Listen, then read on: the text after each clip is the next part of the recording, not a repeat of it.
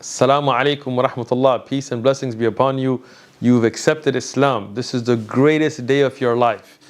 This is the purpose of why Allah created you. Your Creator made you to recognize Him and worship Him, and you have come to that realization. Amazing. This is a great gift from God, a guidance that you got.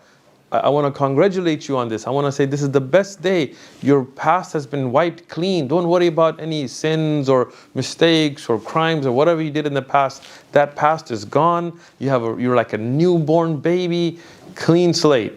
Now, what comes next? First and foremost, you have to ask Allah, your Creator, for guidance and for being steadfast upon this true path now. You found the path. Now you got to walk the walk. You got to walk down that path, right? You have to learn.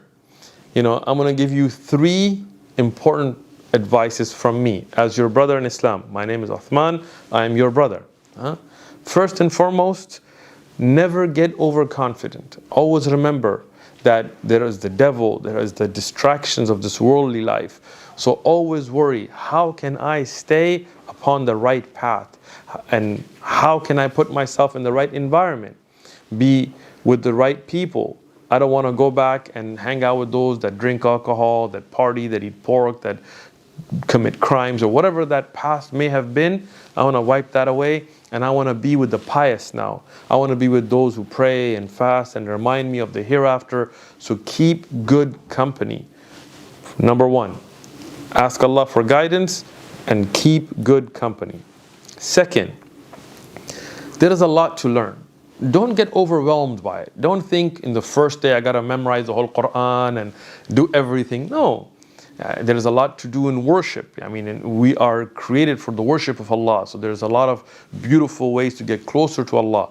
But don't take it all at one time. There's a beautiful saying in English. They said, how do you eat an elephant? Like a big elephant. How do you eat an elephant? 1 bite at a time, right? So take it 1 bite at a time. Start setting goals for yourself. I want to learn how to do the ablution, the wudu, the purification before the prayer. I want to learn the wordings of the prayer. These are my goals. I want to learn the small chapters in the Quran by heart. These are my goals. Set your goals. Don't just sit on them. Don't just be like, yeah, someday never comes. Set your goals. By the end of this week, I should have memorized this. By the end of this week, I should be going to the mosque once a day, twice a day. How can I be involved with circles of seeking knowledge and so on?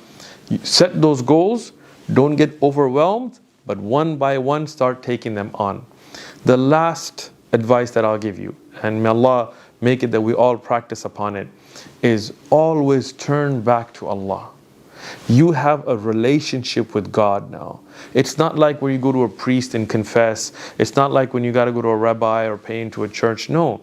Always have that direct relationship. At night, wake up when everybody's asleep, perform the ablution, start to pray between you and your Creator. And ask Allah for making you steadfast. Have that relationship. And if that relationship starts to falter, when that connection starts to falter, then remedy that by going to the mosque, by reading more Quran, by going and seeking more knowledge. But always worry about keeping that relationship. It's a beautiful spiritual relationship. You have the Quran, the words of Allah, not the words of any man. Read them. You have the authentic Sahih Ahadith that have been preserved from the Prophet, peace and blessings be upon him. Read them.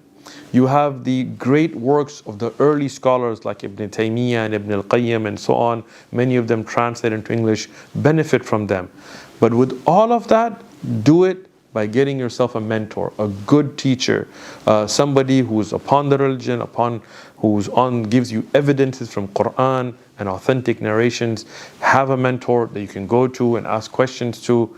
With these advice, I hope that Allah gives me and you steadfastness upon the religion.